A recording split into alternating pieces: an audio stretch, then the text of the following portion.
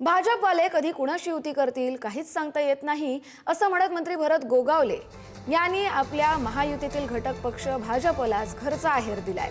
वरिष्ठांचा आदेश असतानाही रायगडमध्ये भाजपने युती केली नाही असं देखील गोगावले म्हणतात। भाजपवाले वरिष्ठांचं का ऐकत नाहीत असं देखील सवाल त्यांनी उपस्थित केला।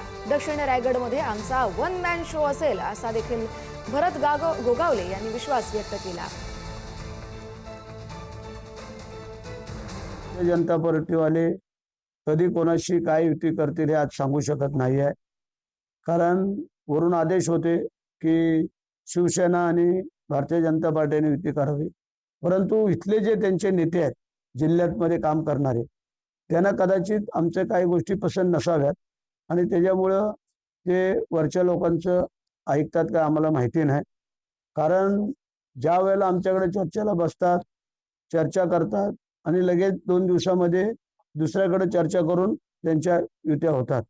त्याच्यामुळे सध्या तरी आम्ही दक्षिण रायगडकडे आम्ही वन मॅन शो चालवतो।